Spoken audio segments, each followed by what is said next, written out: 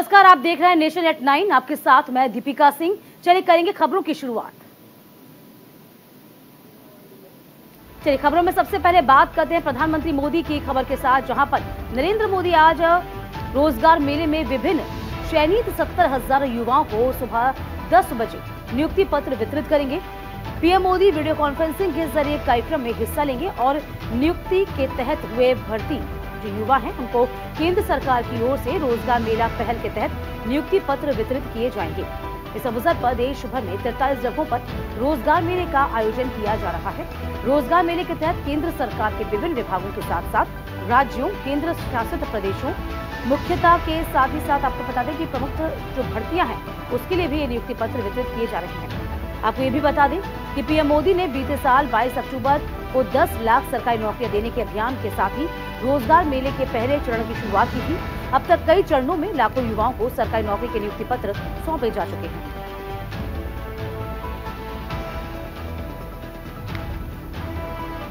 अगली खबर है दिल्ली से, जहां पर आज गृह मंत्री अमित शाह राज्यों और केंद्र शासित प्रदेशों के आपदा प्रबंधन मंत्रियों के साथ बैठक करेंगे। इस एक दिवसीय बैठक में केंद्रीय गृह मंत्री सचिव अजय भल्ला, राष्ट्रीय आपदा प्रबंधन प्राधिकरण के और राष्ट्रीय आपदा प्रतिक्रिया बल के वरिष्ठ अधिकारी इसमें शामिल हुए। बैठक में आपदा प्रबंधन के क्षेत्र में चुनौतियों पर विचार किया जाएगा और इन चुनौतियों से निपटने की तैयारियों पर ध्यान केंद्रित किया जाएगा। इससे पहले आपको बता दें कि राहत केंद्रीय दृष्टिकोण का भी बात सामने आ रही थी। इस बीच अगली खबर होगी मध्य प्रदेश से, जहां पर मध्य प्रदेश में राजनाथ सिंह का आज दौरा होगा, जहां पर मध्य प्रदेश सरकार के द्वारा राजगढ़ जिले के आयोजित होने वाले किसान सम्मेलन को संबोधित करेंगे। राजनाथ सिंह दोपहर करीब 1:30 बजे भोपाल पहुंचेंगे, दोपहर करीब 2 बजे राजगढ़ पहुंचेंगे। राजगढ़ में किसान महाकुंभ कार्यक्रम के दौरान कृषि ऋण पर अर्जित ब्याज को लाभार्थी किसानों के बैंक खातों में स्थानांतरित किया जाएगा। सीएम किसान कल्याण योजना के तहत लाभार्थी किसानों के बैंक खातों में 2,000 रुपए की किश्त स्थानांतरित की जाएगी। इसके अलावा फसल बीमा की 2,900 करोड़ की राशि भी किसानों के बैंक खातों में अंतरित की जाएगी। इस कार्यक्रम में सभी जिला मुख्यालयों में किसान ऑनलाइन भाग लेंगे। आपको ये भी बता दें कि मध्य प्रदेश में इस साल के अंत में विधानसभा चुनाव होने हैं। अगली खबर हिमाचल प्रदेश से, जहां बीजेपी अध्यक्ष जेपी नड्डा इन दिनों राज्य के दौरे पर हैं। इससे पहले कांगड़ा में रैली के दौरान जेपी नड्डा ने कांग्रेस पर जमकर निशाना साधा। उन्होंने कहा कि कांग्रेस मां, बेटी और बेटी की पार्टी है। आज के समय में सिर्फ बीजेपी एक ऐसी पार्टी है जो विचारों पर चलती है। देश की बाकी सभी पार्टियां विचारों से शून्य हो चुकी हैं। जेपी नड्डा ने कहा कि सत्ता के लिए वे हर समझौता करने के लिए तैयार है। मोदी सरकार के 9 साल पूरे होने पर रैली के दौरान जेपी नड्डा ने सरकार की उपलब्धियां गिनाई। इधर बिहार में 23 जून को होने वाली विपक्षी दलों की बैठक पर नड्डा ने कहा कि मुझे कई बार हंसी भी आती है और आश्चर्य भी होता है। कांग्रेस पार्टी और सीपीएम दोनों हाथ मिलाकर चुनाव में उतरते हैं। इन दोनों के विचार कहां चले गए?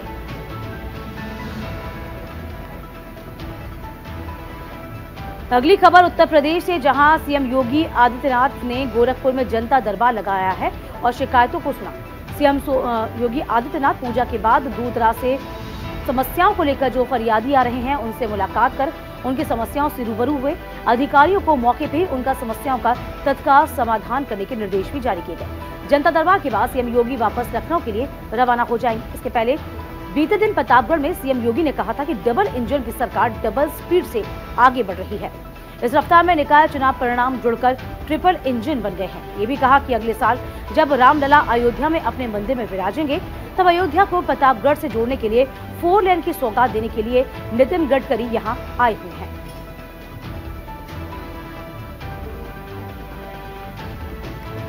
अगली खबर राजस्थान से है, जहां बांसवाड़ा और उदयपुर दौरे पर पहुंचे मुख्यमंत्री अशोक गहलोत ने केंद्र पर जमकर निशाना साधा। दोनों जगह आयोजित सभाओं में उन्होंने मोदी सरकार को आड़े हाथों लिया है। उन्होंने कहा है कि जिस राज्य में चुनाव होते हैं वहां साजिशन नेताओं को फंसाने के लिए फर्जी सूची के साथ ईडी, इनकम टैक्स और सीबीआई जैसी समस्याओं और एजेंसियों को भेजा जाता है। राजस्थान में चुनाव होने वाले हैं, अभी ईडी आई है, आने वाले वक्त में इनकम टैक्स और सीबीआई भी आ जाएगी। ये भी कहा गया कि हमारी सरकार रिपीट हो रही है और ये केंद्र और बीजेपी को पच नहीं रहा। साथ ही साथ उन्होंने आगे कहा है कि तीनों तरीके से और तीनों एजेंसी अच्छे से काम करती हैं, लेकिन इस समय वह गलत हाथों में है और बदलते की नीयत से इसका उपयोग हो रहा है। सीएम गहलोत ने कहा कि केंद्र में महंगाई बढ़ाने का काम किया, जबकि हमने घटाने के लिए महंगाई राहत कैंप की शुरुआत की।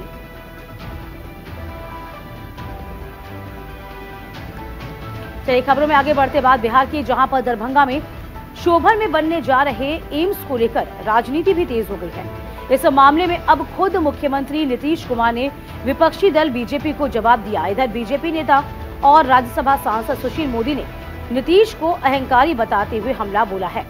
ऐसे में एम्स को लेकर बिहार की सियासत में उबाल आना भी लाजमी है। दरअसल इस एम्स के लिए दी गई जमीन को उपयुक्त नहीं मानने के संबंध में स्वास्थ्य मंत्रालय के एक पत्र पर राज्य सरकार हैरान है। मुख्यमंत्री नीतीश कुमार ने इस संबंध में पत्रकारों से बातचीत करते हुए कहा कि शोभन में एम्स के लिए राज्य सरकार ने जो जमीन दी है वह पूरी तरह से उपयुक्त है। सीएम ने कहा कि वह जमीन काफी अच्छी है। हम लोगों ने वहां 2 लेन का रास्ता भी दिया, जिसे 4 लेन किया जाना है, जिससे लोगों को आने वाले दिनों में सहूलियत होगी।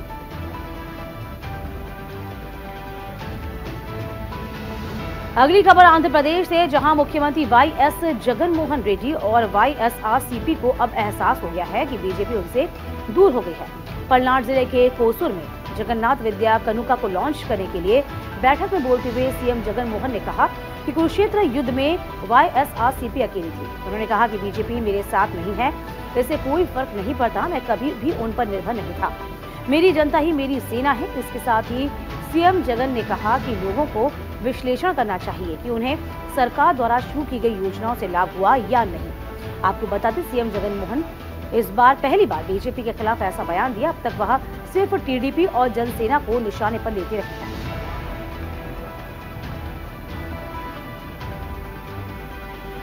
अगली खबर असम से है, जहां गुवाहाटी में प्राकृतिक खेती के विकास कार्यक्रम में मुख्यमंत्री हिमंत बिस्वा शर्मा बयान देते हुए कहा है कि हमने अपना चुनाव अभियान के दौरान उर्वरक जिहाद के खिलाफ लड़ने का संकल्प लिया है। ये भी कहा गया कि हमें प्राकृतिक खाद का प्रयोग करना चाहिए, क्योंकि उर्वरक की अधिकता हमारे लिए नुकसानदेह है। कार्यक्रम के दौरान उन्होंने कहा कि पिछले 1 साल में कई बैठकों के दौरान पीएम नरेंद्र मोदी ने असम में जैविक खेती को प्रोत्साहित किया है।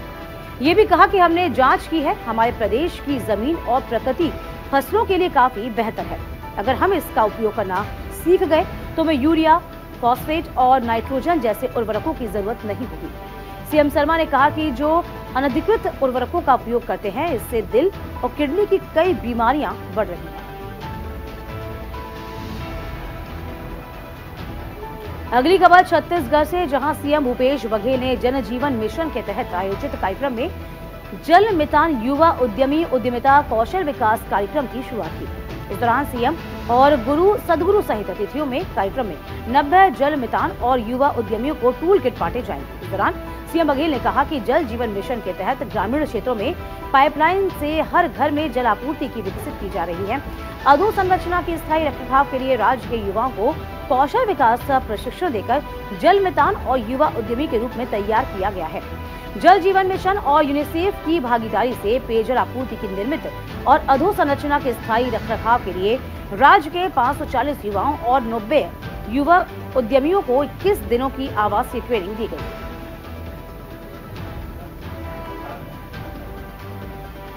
अगली खबर उड़ीसा से, जहां पर वित्तीय वर्ष 2023 और 24 में मुख्यमंत्री नवीन पटनायक ने दूसरे चरण में 42 शहरी स्थानीय निकायों के पक्ष में तकरीबन 184 करोड़ रुपए की मंजूरी दी है, जिसे दक्षिणी आरडीसी डिवीजन के 10 जिलों को शामिल किया गया है। इन सभी 42 शहरी स्थानीय निकायों के स्थानीय नागरिकों और प्रमुख हितधारकों को शामिल किया गया है। एक भागीदारी प्रक्रिया के माध्यम से मुक्ता के तहत वार्ड में कार्य योजना को विकसित किया गया है। ये सभी परियोजनाएं मांग पर आधारित है, तकनीकी रूप से व्यवहार्य और पर्यावरण की दृष्टि से टिकाऊ परियोजना है। सीएम के अनुमोदन से पूर्व इन कार्य योजनाओं की विभाग स्तर पर जांच की जा चुकी है। मुक्ता के तहत शुरू की जाने वाली इन सभी स्वीकृत परियोजनाओं को क्रियान्वयन एजेंसी के रूप में सीधे मिशन शक्ति समूहों और क्रियान्वित किया जाएगा। अगली खबर महाराष्ट्र से, शिवसेना उद्धव के सांसद संजय राउत ने महाराष्ट्र के एक कोर्ट में कथित रूप से अपमानजनक ट्वीट को लेकर बीजेपी ने किरीट सोमैया के खिलाफ मानहानि का केस दायर किया है। मुलुंड में एक मजिस्ट्रेट की कोर्ट में वकील के जरिए दायर शिकायत में राज्यसभा सदस्य ने अदालत ने सोमैया के खिलाफ भारतीय दंड संहिता की धारा 500 के तहत दंडनीय अपराध का संज्ञान लेने का आग्रह किया है। शिकायत में ये कहा गया कि साल 2022 में मैंने देखा कि आरोपी ने अपने ट्विटर अकाउंट पर मेरे खिलाफ मानहानि के बयानों के साथ ही कुछ ट्वीट किए हैं जो पूरी तरह से अनुचित बयान है। राउत ने कहा कि वह बीजेपी नेता के इन बयानों से हैरान है। उम्मीद है कि आने वाले दिनों में अदालत इस मामले में सुनवाई करेगी। आपको बता दें कि इस मामले को लेकर इससे पहले बीते फरवरी में संजय राउत ने किरीट सोमैया को कानूनी नोटिस भेजकर माफी की मांग की थी।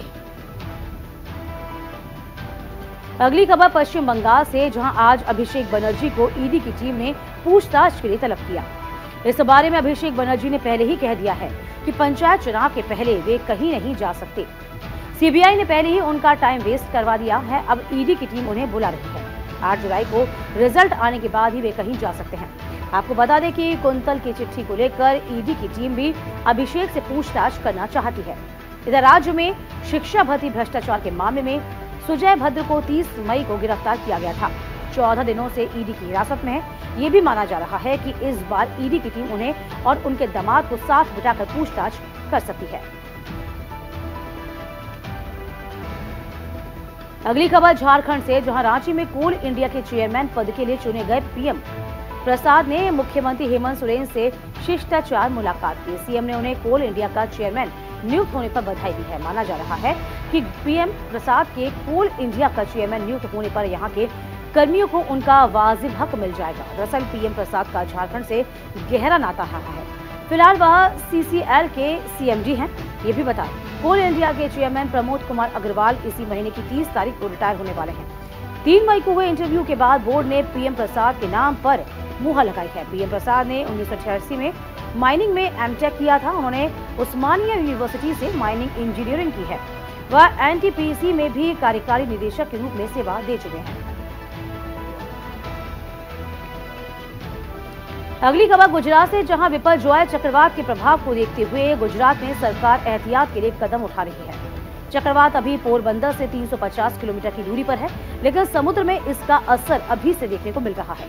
जहां एक और समुद्र में ऊंची लहरें उठ रही हैं, तो वहीं समुद्र किनारे रहने वाले लोगों को भी सुरक्षित स्थान पर भेजा जा रहा है। चक्रवाती तूफान के खतरे को देखते हुए कांडला को खाली कराया गया। समुद्र किनारे वाले क्षेत्र में 2 किलोमीटर के दायरे में गाँव को खाली करने के निर्देश जारी किए गए हैं। हजारों परिवार को नजदीकी सुरक्षित स्थानों पर पहुंचने के लिए सड़कों पर जो वाहन मिल रहे हैं, पश्चिमी रेलवे ने चक्रवात संभावित क्षेत्रों में एहतियात के तौर पर भी 67 ट्रेनों को पूरी तरीके से रद्द करने का निर्णय लिया।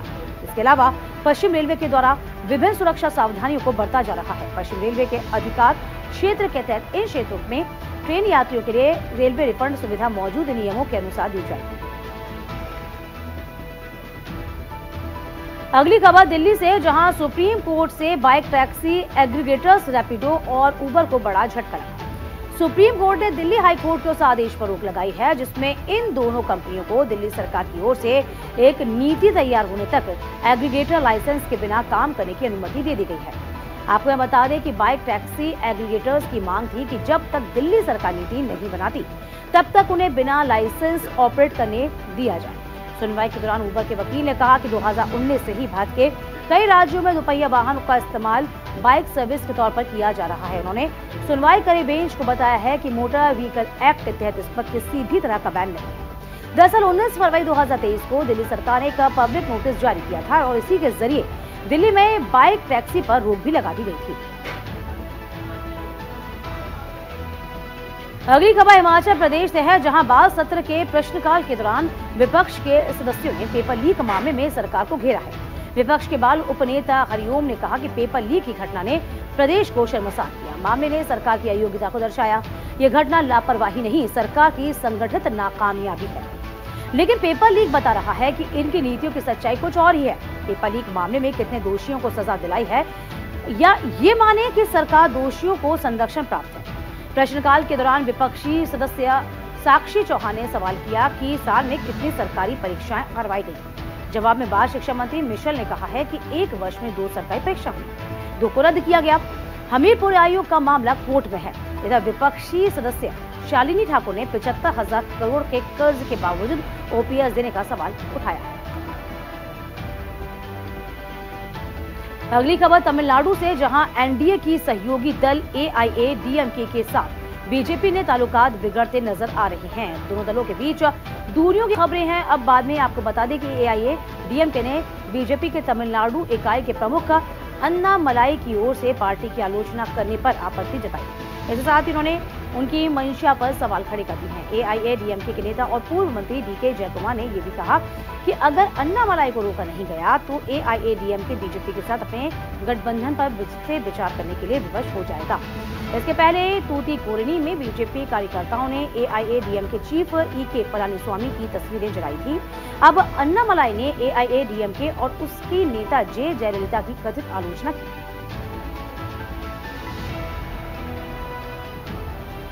अब बात पंजाब की होगी, जहां बुडराला से विधायक प्रिंसिपल बुधुराम को पंजाब आम आदमी पार्टी का कार्यकारी अध्यक्ष नियुक्त किया गया। पार्टी की प्रदेश इकाई ने भगवंत मान सरकार की जनहितैषी नीतियों को और कार्यों को घर घर तक पहुंचाने के लिए उद्देश्य से संगठन में विस्तार की बात कही है। प्रिंसिपल बुधराम को कार्यकारी अध्यक्ष बनाए जाने के साथ ही अमन शेर सिंह शौरी, कलसी और जसवीर सिंह राजा गिल, जगदीप सिंह काका बराड़ और तरुण सिंह सोन प्रदेश उपाध्यक्ष बनाए गए हैं। वहीं जगरूप सिंह सेखला को प्रदेश महासचिव और देवेंद्रजीत सिंह लडीरोज को प्रदेश यूथ विंग का अध्यक्ष नियुक्त किया गया। इस बीच मुख्यमंत्री भगवंत मान ने नई जिम्मेदारी लेने वाले सभी पदाधिकारियों को बधाई दी है। ये भी कहा गया है कि पदाधिकारियों को पार्टी और पंजाब के प्रति अपनी जिम्मेदारी पूरी लगन से निभाने की सलाह भी दी गई है। खबरों में एक बार फिर से रुख करेंगे मध्य प्रदेश की ओर, जहां पर बीते दिन राजधानी भोपाल में सरकारी इमारत सतपुड़ा भवन में भीषण आग लगी। आग पर काबू पा लिया गया है। ये भी बताया गया है कि सबसे अंतिम 6वें फ्लोर पर लगी आग को बुझाया गया। प्राथमिक तौर पर आग लगने की वजह शॉर्ट सर्किट बताई जा रही है। आग में अभी तक किसी के हताहत होने की कोई खबर नहीं। हालांकि बताया जा रहा है कि कई सरकारी दस्तावेज फाइलें जलकर राख हो गई हैं। इसके पहले आग बुझाने के लिए अब आर्मी के बाद एयरफोर्स की भी मदद मांगी गई थी, लेकिन फायर ब्रिगेड की टीम ने ही आग पर काबू पा लिया। इधर CM शिवराज सिंह चौहान ने भी PM को इस घटना की जानकारी दी है।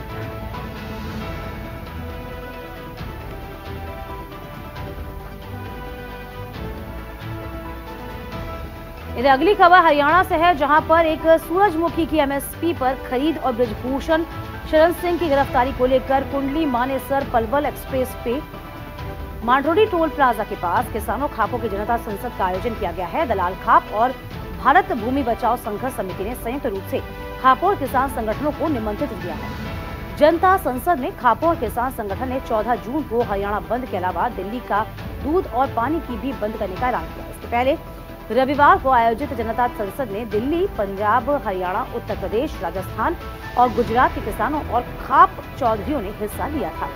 जनता संसद की अध्यक्षता दलाल खाप 84 के प्रधान खूब सिंह दलाल के अतिरिक्त एक अध्यक्ष मंडल ने भी की थी। सभी खाप चौधरियों ने रमेश दलाल के नेतृत्व पर भरोसा जताते हुए 25 सूत्रीय मांग पत्र सरकार के सामने रखे हैं। अगली खबर झारखंड से, जहां रांची पटना वंदे भारत एक्सप्रेस ट्रेन का पहला ट्रायल पूरा हो गया है। अब लोगों को उम्मीद है कि जल्द ही झारखंड को इस अत्याधुनिक ट्रेन की सौगात मिलने वाली है। वंदे भारत एक्सप्रेस ट्रेन का इंजन सामान्य लोकोमोटिव इंजन की तरह है। इसमें सिर्फ कुछ बदलाव करते हुए सेल्फ प्रोपेल्ड इंजन के रूप में इसे विकसित किया गया। यह सीधे तौर पर कोच डिब्बों से जुड़ा हुआ है। सीनियर DCM श्रीशांत कुमार के मुताबिक जिस तरह से विमान में स्पीड बढ़ाने, हाइट में जाने के लिए सिस्टम होता है, उसी तरह ट्रेन में स्पीड बढ़ाने का सिस्टम किया गया है। इस अत्याधुनिक ट्रेन में स्पीडोमीटर भी है, जिसमें अधिकतम स्पीड 200 मीटर प्रति घंटा है। इसमें आगे पीछे 2 इंजन, ड्राइवर, ट्रेनर, कोच है। 4 लोको स्टाफ के लिए कंट्रोल और बैठने की सुविधा है। अब बात तमिलनाडु की होगी, जहां आगामी लोकसभा चुनाव को देखते हुए बीजेपी समेत प्रदेश की तमाम पार्टियां चुनाव को लेकर अपनी अपनी तैयारियों में जुटी हुई हैं। इधर बीजेपी हर राज्य में बैठक कर कार्यकर्ताओं से जनता से जुड़ने की कोशिश में है। एक तरफ दूसरी तरफ विपक्ष के कई बड़े नेता विपक्षियों को एकजुट करने की कोशिश कर रहे हैं। इसी बीच तमिलनाडु के मुख्यमंत्री M.K. स्टालिन ने अमित शाह पर भी सवाल खड़े किए हैं, हमला बोला। GM के मुखिया और मुख्यमंत्री M.K. स्टालिन ने 10 सूत्रीय मांगों को लेकर और 10 जून को केंद्र मंत्री अमित शाह से बीजेपी के नेतृत्व वाली केंद्र सरकार की पिछले 9 सालों में तमिलनाडु के लिए लागू की गई विशेष योजनाओं की एक सूची जारी करेंगे। स्टालिन ने यहां पर पार्टी पदाधिकारियों की बैठक को संबोधित करते हुए यूपीए शासन के दौरान लागू की गई कई विशेष पहल को सूचीबद्ध किया है। हैदराबाद में तेलंगाना में 11 जून को कीर्ति रेड्डी फाउंडेशन और इंडियन रेड क्रॉस सोसाइटी में मुफ्त चिकित्सा स्वास्थ्य शिविर का आयोजन किया गया है। हैदराबाद में आयोजित श्री होलिस्टिक हॉस्पिटल्स के सहयोग से बहुत महत्व रखता है। वहीं चिकित्सा शिविर में डॉक्टर तमिलसाई सुंदरराजन और हैदराबाद केंद्रीय जिला बीजेपी अध्यक्ष भी इसमें मौजूद रहे। मुफ्त चिकित्सा स्वास्थ्य शिविर ने बोराबांजा के निवासियों, विशेष रूप से आर्थिक रूप से वंचित पृष्ठभूमि के लोगों को लाभान्वित करने के लिए मुफ्त स्वास्थ्य सेवाओं की जानकारी दी। वहीं तेलंगाना की राज्यपाल डॉक्टर तमिलसाई सुंदरराजन ने कहा कि सामाजिक सेवा कार्यक्रमों में हिस्सा लेने कर बहुत खुशी महसूस होती है। उन्होंने जीवन में आने वाली चुनौतियों का सामना करने के लिए एक स्वस्थ शरीर और दिमाग के लिए योग और ध्यान करने की सलाह दी है।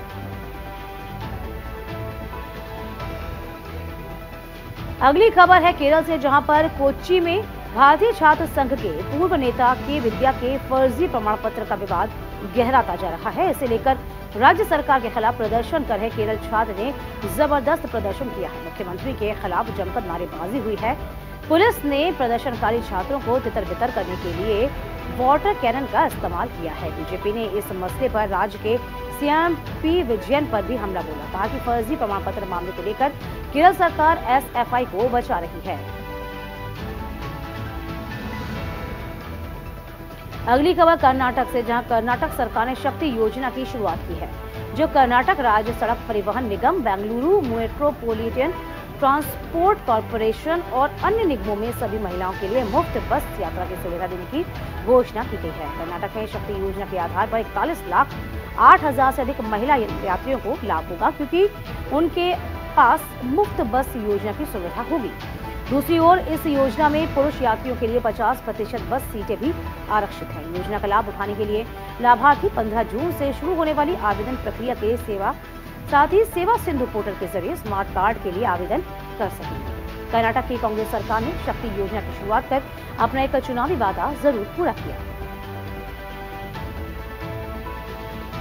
अगली खबर तमिलनाडु से, जहां रामेश्वरम में मछुआरों ने श्रीलंकाई सेना के द्वारा जब्त किए गए नावों को छुड़ाने की मांग की है। मछुआरों ने रामेश्वरम के थंगचीमदम गांव में विरोध प्रदर्शन किया है और श्रीलंका में जब्त मछुआरों और नौकाओं की तत्काल रिहाई की मांग की। रामेश्वरम में समुद्र में गए 15 मछुआरों और उनकी 2 नाव को पकड़ लिया गया है, जिससे रामेश्वरम के मछुआरों में खलबली मची है। इसके बाद श्रीलंकाई नौसेना की निंदा करते हुए हड़ताल बजाने की चेतावनी भी जारी कर दी गई है।